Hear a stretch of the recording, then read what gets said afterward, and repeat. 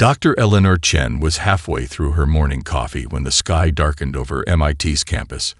Students pointed upward, phones recording as the massive crystalline vessel materialized above Boston, its surface shimmering like a diamond caught in sunlight. Similar reports flooded in from Tokyo, London, Cairo, and every major city worldwide. Eleanor set down her mug, the quantum equation she'd been reviewing forgotten as news alerts bombarded her phone. The department hallway erupted with voices as fellow physicists emerged from their offices, faces illuminated by the strange light filtering through the windows. Dr. Chen, her graduate assistant, burst into the room. Every network is broadcasting their message. Eleanor flicked on the monitor as screens worldwide displayed the same image. A humanoid figure with iridescent skin, and what appeared to be elegant tentacles framing a face with 3 vertical eyes. "People of Earth," the being announced, its voice translated into a mechanical monotone. "I am Admiral Zixvorn of the Galactic Hegemony. Our scans have confirmed your technological inferiority. Your immediate surrender will determine the gentleness of your integration into our dominion. You have 72 Earth hours to submit formal acceptance of hegemony rule." The broadcast ended with a detailed schematic of human infrastructure, annotated with dismissive assessments. Primitive energy distribution, inefficient computational networks, rudimentary space capabilities. Eleanor stared at the screen, not sharing her colleagues' expressions of dread. Something about the transmission's energy signature seemed oddly familiar. "They're broadcasting on a crystalline-based quantum frequency," she murmured, fingers flying across her keyboard. "It's almost identical to our resonance experiments from last year." Within an hour, Eleanor found herself whisked to an emergency United Nations session, her hastily packed equipment balanced on her lap as military escorts rushed her through chaotic streets. Inside the UN headquarters, world leaders argued strategy while military advisors presented grim assessments of the aliens' capabilities. "Their weaponry appears to operate on principles we can barely comprehend," General Williams explained, pointing to energy readings from the ships. "Conservative estimates suggest each vessel could level a major city without significant effort." Eleanor studied the data, a curious smile forming. When the Secretary General asked for scientific perspectives, she raised her hand. "These energy signatures aren't incomprehensible at all," she explained, connecting her laptop to the main display. "They're using crystalline quantum amplification, a technology we explored and ultimately abandoned 3 years ago." The room fell silent as she explained. "We discovered fundamental limitations in the approach. Their technology is impressive, certainly, but it's following a developmental path we already determined was suboptimal." Ambassador Sofia Rodriguez, appointed to lead humanity's response, looked thoughtful. "Are you suggesting they're not as advanced as they believe?" "I'm suggesting," Eleanor replied carefully, "that they've misinterpreted our technological approach as primitive simply because it's different from theirs." When the time came to respond to Admiral Zixvorn's ultimatum, the transmission room was tense. The alien commander appeared on screen, tentacles arranged in what humans would later learn was a gesture of absolute authority. "Has Earth prepared its surrender?" the Admiral demanded. Ambassador Rodriguez glanced at Eleanor, who nodded slightly, and then turned to the screen. She studied the Admiral's pompous posture and did something unexpected. She laughed, a genuine chuckle that confused everyone, aliens and humans alike. "I'm sorry," she said, composing herself with visible effort. "But did you really travel 17 light-years just to make demands without even saying hello? Where I come from, that's considered quite rude." The Admiral's 3 eyes blinked in asynchronous confusion. First contact had begun, but not at all as the hegemony had expected. Admiral Zixvorn paced the command deck of his flagship, tentacles twitching with agitation. His reflection fragmented across the crystalline walls as he moved, multiplying his obvious displeasure. 17 civilizations, he muttered. 17 immediate surrenders. Not one dared laugh. Lieutenant Nixtel approached cautiously, holding a data tablet. Among the hegemony fleet, Delivering unexpected news to a superior was a task often avoided. Yet the information couldn't wait. "Admiral, you should see this," Nixtel said, extending the tablet. The screen displayed thousands of human social media posts, crude images comparing the Admiral to an Earth creature called an octopus, but wearing what appeared to be a celebratory cone. Videos showed humans performing exaggerated mock surrenders before dissolving into laughter. Trending phrases included #TentacleTuesday and #Come in peace or leave in pieces.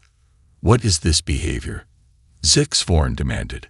"It appears to be their communication network," Nixtel explained. "Rather than preparing for subjugation, they seem to be entertaining themselves with our arrival." Meanwhile, in a hastily assembled laboratory beneath the UN building, Dr. Eleanor Chen worked feverishly with an international team of scientists. Screens display the aliens' technology schematics, which they had inadvertently revealed during their transmission. Their entire weapon system relies on crystalline quantum amplification, Eleanor explained to the gathered experts. "We abandoned this approach after discovering the phase shift instability at higher frequencies." Dr. Hiroshi Takahashi, a quantum physicist from Tokyo University, nodded vigorously. "My team reached the same conclusion 3 years ago. The energy requirements become exponentially prohibitive beyond certain thresholds." "Exactly," Eleanor replied, pulling up Earth's alternative quantum resonance technology. "Our approach looks deceptively simple by comparison, which might explain why they've dismissed our technology as primitive." As scientists work to understand the aliens' capabilities, humanity's response evolved in unexpected ways. Social media transformed initial fear into a global in-joke. Late-night show hosts delivered monologues about the galaxy's rudest houseguests. Street vendors sold tentacled plush toys and T-shirts reading, "Sorry, Earth is already taken." At the 72-hour mark, when Admiral Zixvorn expected to receive Earth's formal surrender, he instead found himself addressing not fearful diplomats, but a hastily organized global talent show titled "Earth's Got Better Things to Do Than Surrender," streaming live with his broadcast as the opening act.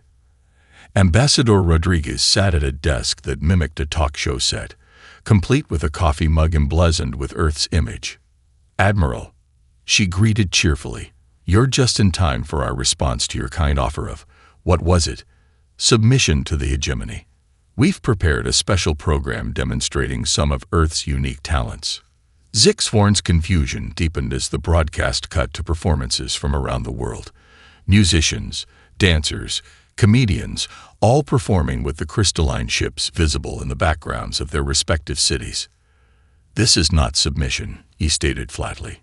"Oh no, certainly not," Rodriguez agreed pleasantly.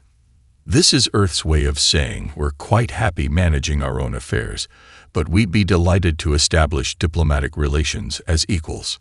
The Admiral's posture stiffened. "The hegemony does not recognize primitive worlds as equals." "Primitive." Dr. Chen joined Ambassador Rodriguez on screen. "Admiral, while your technology is certainly impressive, we've noticed some fundamental inefficiencies in your approach. We'd be happy to share our research on quantum resonance alternatives." As the Admiral processed this unexpected offer, his censor officer interrupted with alarming news. "Sir, we're detecting unusual energy signatures emerging from the planet's surface. The pattern matches nothing in our records." Zixvorn's middle eye narrowed. These humans would learn respect through demonstration of power. He would target their primitive satellite network first, a simple display that would surely end their inexplicable confidence. Little did he know, Dr. Chen had already deployed the first phase of Earth's response, and it wasn't at all what the hegemony expected. "Target their primitive satellite network," Admiral Zixvorn commanded, his tentacles arranged in the hegemony gesture denoting absolute authority.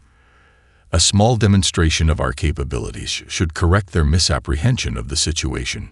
The bridge crew worked efficiently, crystalline interfaces humming as they locked onto Earth's constellation of communications satellites.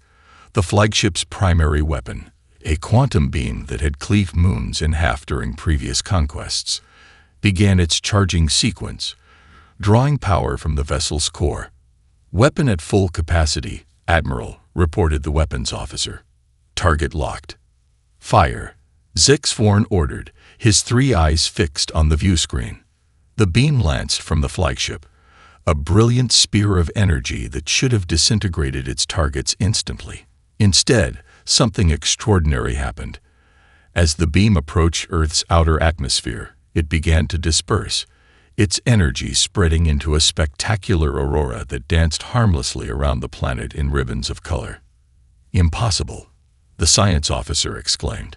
"The beam's quantum cohesion is degrading at an exponential rate." In the International Space Station, orbiting 400 kilometers above Earth, Captain Sarambiki floated before a small console that hadn't been there 24 hours earlier. The device, hardly larger than a laptop, pulsed with a soft blue light as it interfaced with similar units deployed at strategic points around the globe. "Quantum resonance neutralization field operating at 100%, Doctor," she reported via video link to Dr. Chen's laboratory. "Your calculations were perfect." On her screen, Eleanor nodded, sipping her coffee as if they were discussing the weather rather than defeating an alien superweapon. "The field should adapt automatically to any frequency adjustments they attempt. Their technology relies on quantum amplification principles that become inherently unstable when confronted with our resonance field." Back on the Hegemony flagship, confusion reigned. Admiral Zixvorn watched in disbelief as his most devastating weapon transformed into what humans would later describe on their social networks as the galaxy's most expensive light show.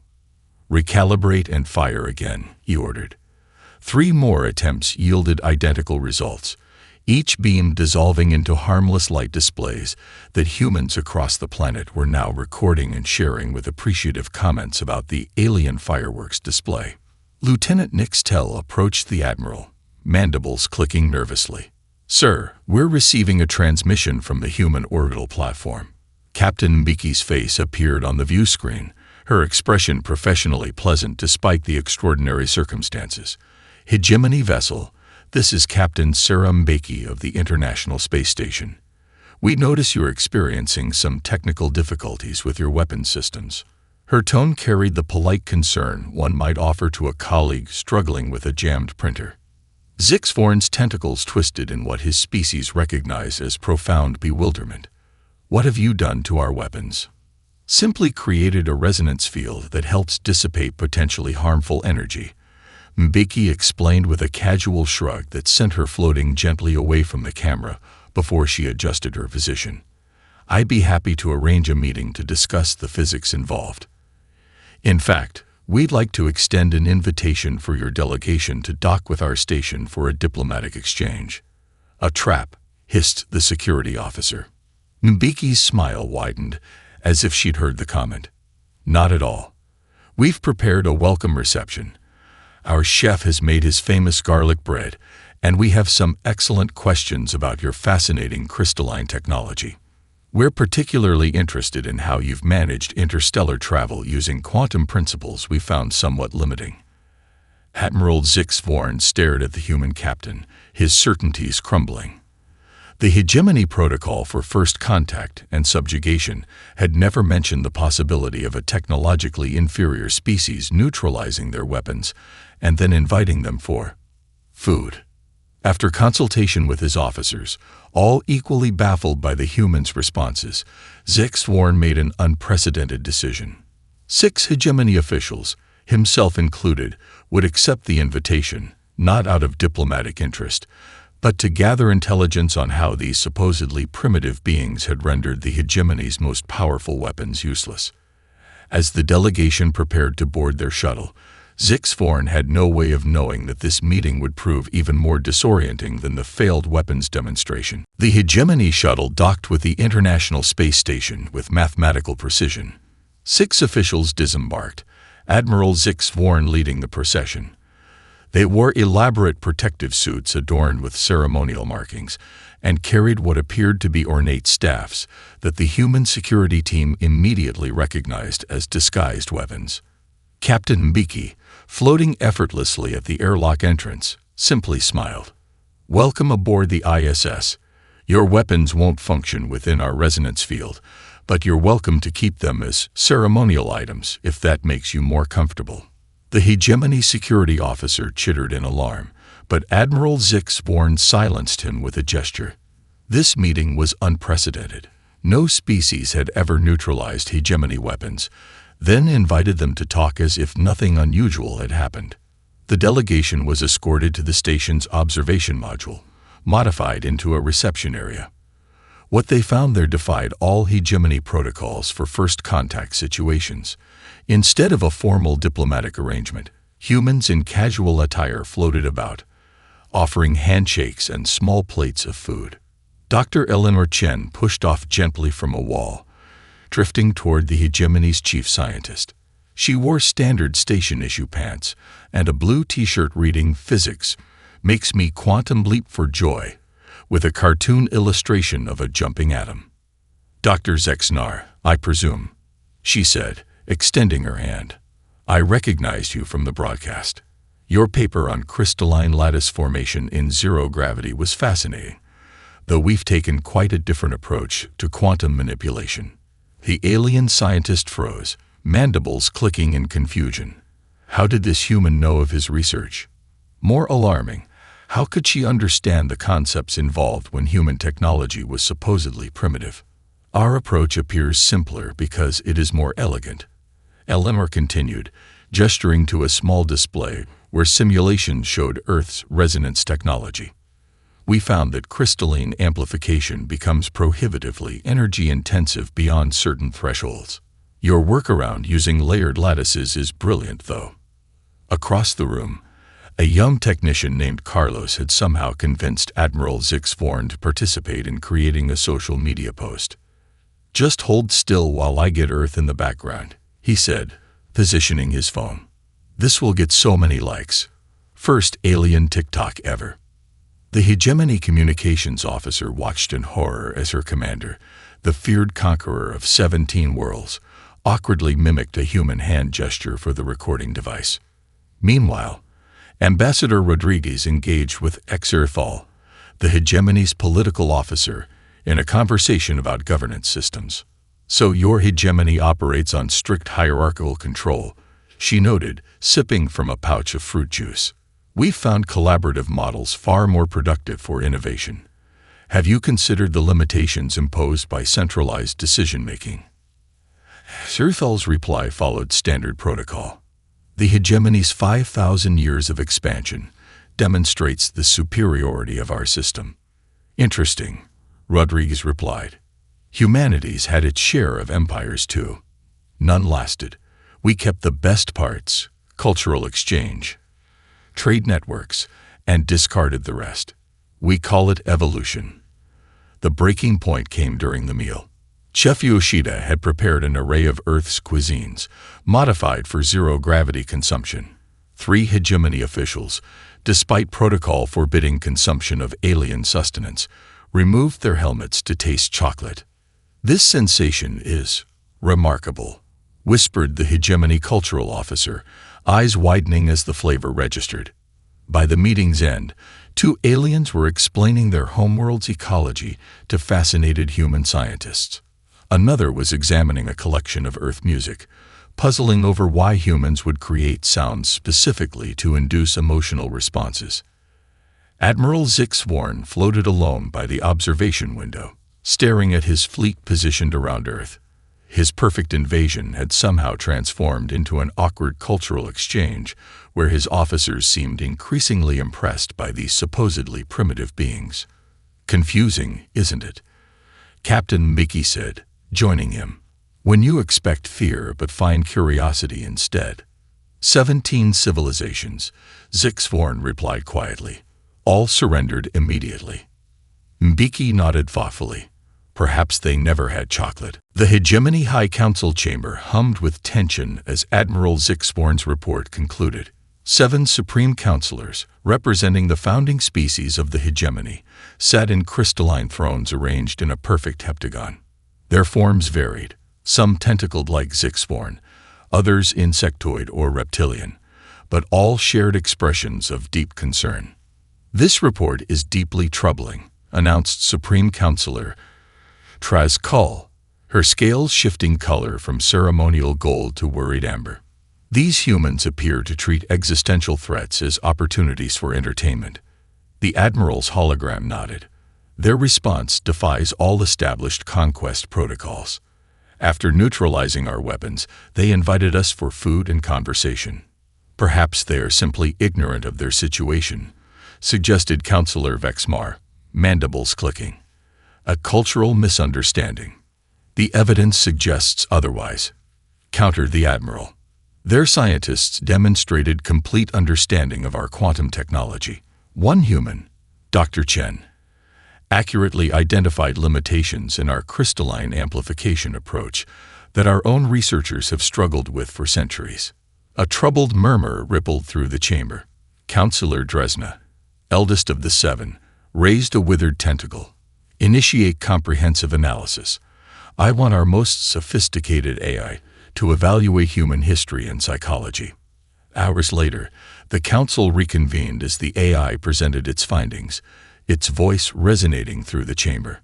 "Human advancement demonstrates a unique pattern," explained the AI, displaying historical timelines.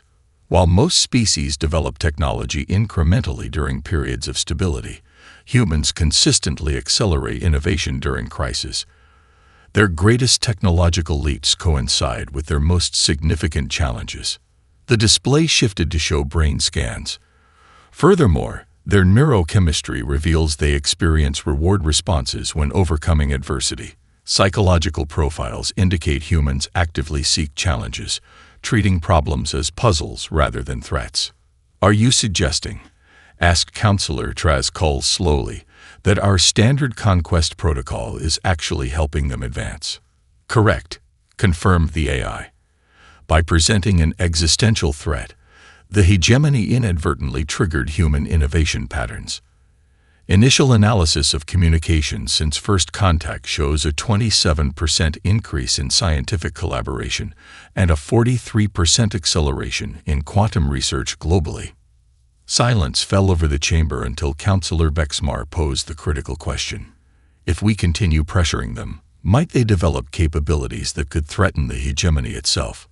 The AI's response sent a chill through the chamber. "That outcome has a probability of 78%. Additionally, my analysis suggests several key human technologies, particularly in quantum mechanics and social organization, have already surpassed hegemony standards while appearing deceptively simple." "Impossible," protested Counselor Haxtor. "Their vessels barely leave their atmosphere. Their communications rely on electromagnetic radiation. Their cities still burn fossil fuels. Their technological path diverged from hegemony standards," explained the AI. "Where the hegemony prioritizes visible demonstrations of technological superiority, humans optimize for efficiency and adaptability. Their quantum resonance technology uses 1/8 the energy of equivalent hegemony systems while achieving greater stability." The council chamber erupted in alarmed discussions until Counselor Dresner raised his tentacle again. "More concerning than their technology is their psychological profile. The 17 species previously conquered by the hegemony all shared a common trait. Fear of extinction drove them to submission. These humans respond to the same fear with innovation and humor. We have encountered a species fundamentally different from any in our records," concluded the AI. "Standard conquest protocols appear counterproductive. Each attempt to intimidate humanity strengthens their response capability while unifying their previously fragmented planetary governance."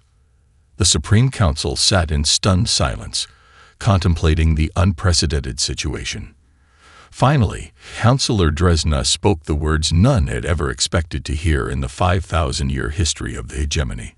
"We require a new approach." Admiral Zix Vorn stood on his flagship's command deck, tentacles arranged in the formal configuration denoting absolute resolve. While awaiting new directives from the High Council, he had decided on one final intimidation tactic. 3 planet destroyer weapons had been positioned in Earth's orbit, visible to the primitive telescopes humans still employed. "Begin the countdown broadcast," he ordered. "Make certain it reaches every communication device on the planet."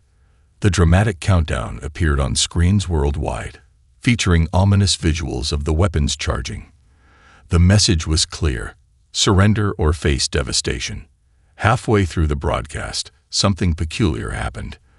The transmission flickered, and suddenly viewers were watching a compilation of Earth felines engaged in amusing behaviors. Admiral Zix-Sporn's threatening visage was replaced by a small orange cat attempting to fit into an improbably tiny box. "What is happening?" the Admiral demanded as his communications officer frantically worked to restore the original broadcast.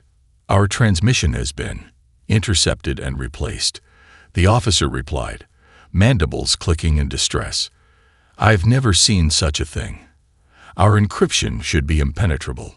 When they finally restored the signal, the Admiral's renewed threats were met with an unexpected soundtrack, recordings of human laughter inserted at precisely timed intervals, transforming his most menacing statements into apparent comedy.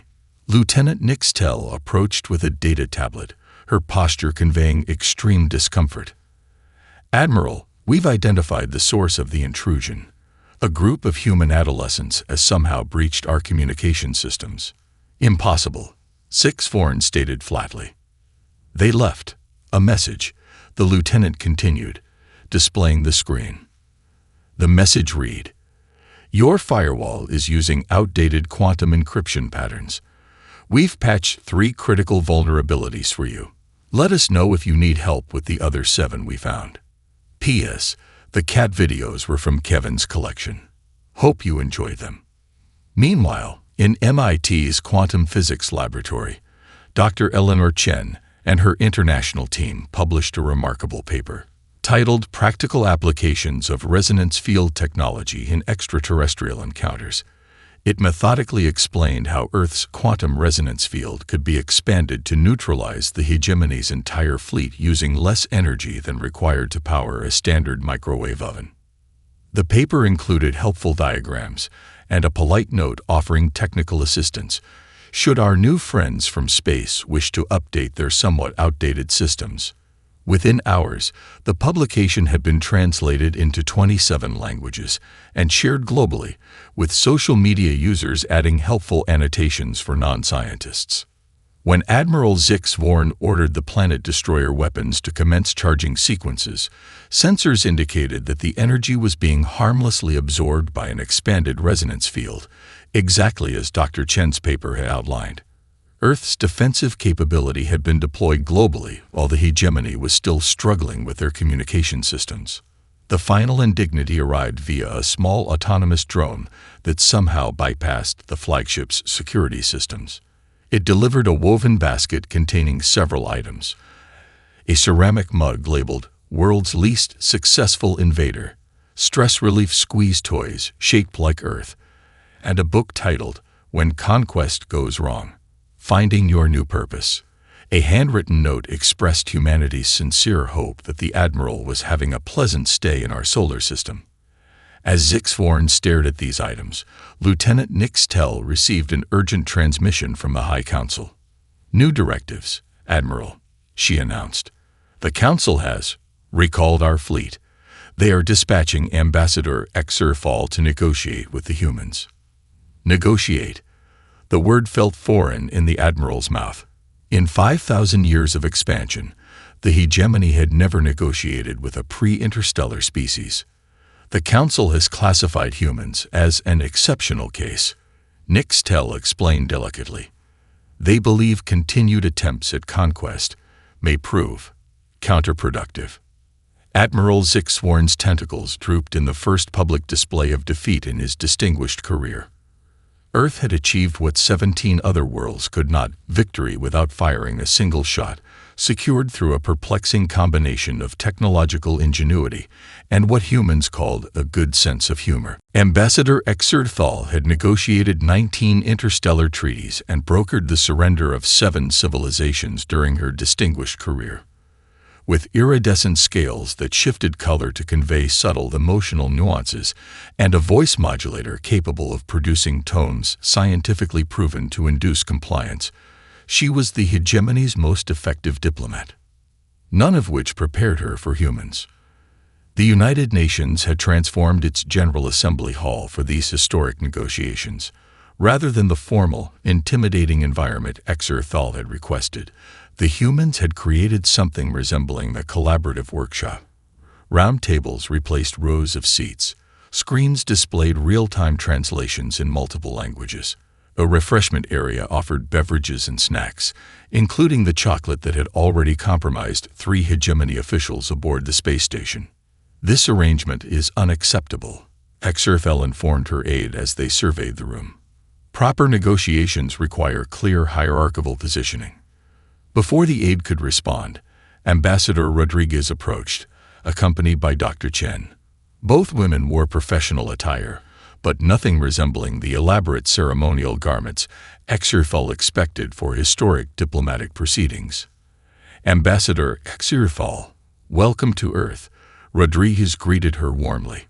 "We've arranged a collaborative environment to facilitate productive discussion."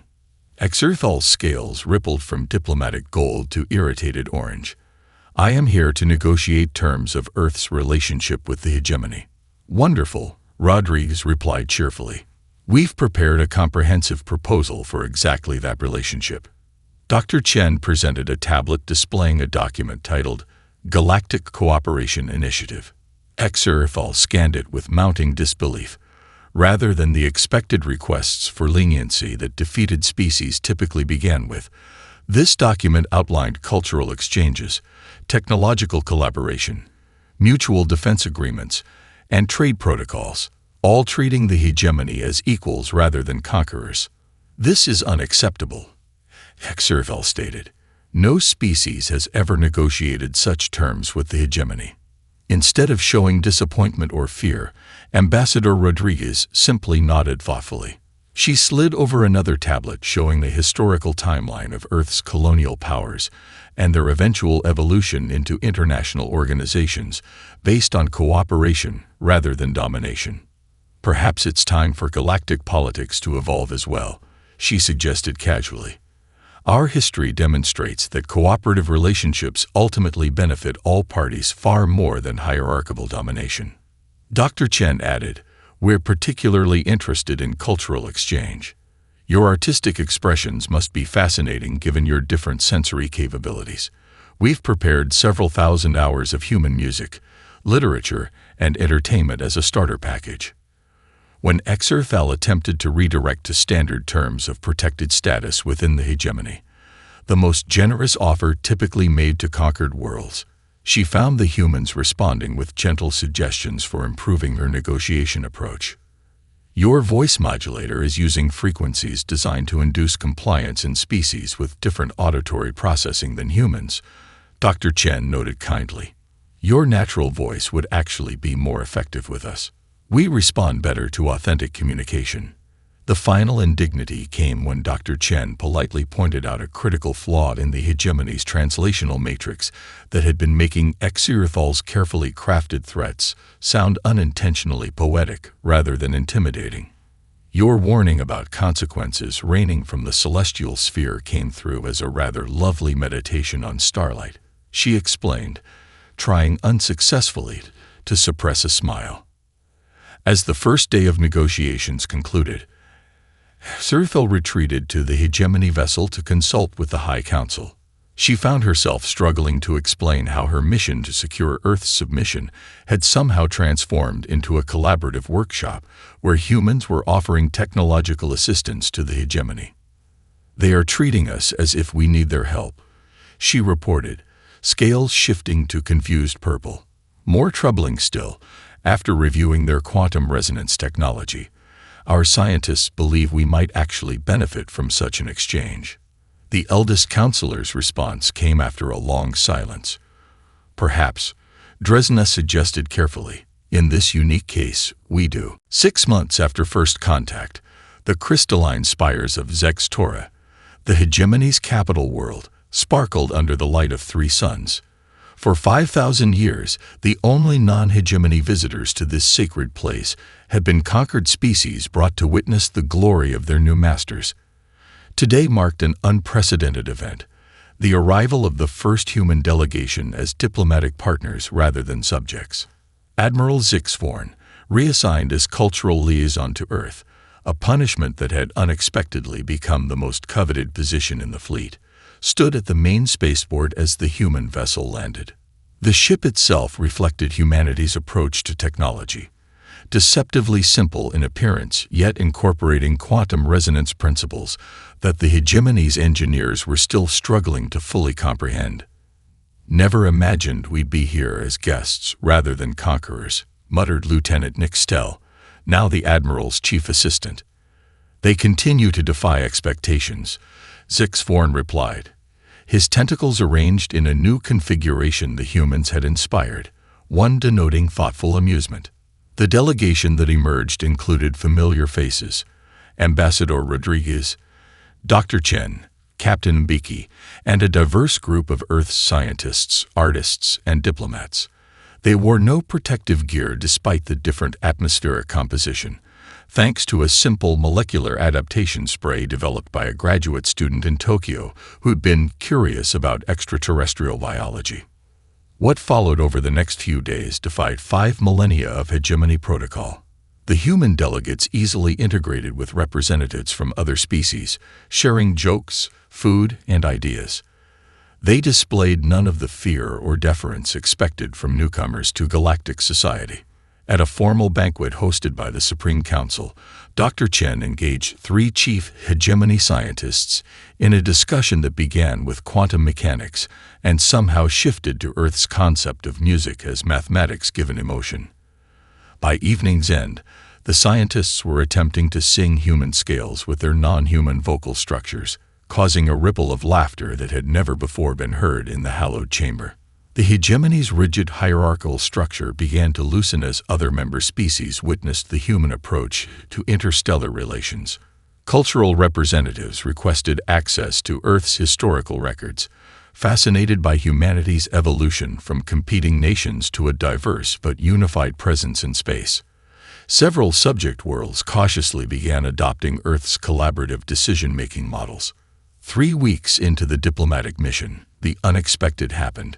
Long-range sensors detected a previously unknown civilization, achieving their first faster-than-light travel test in a distant star system.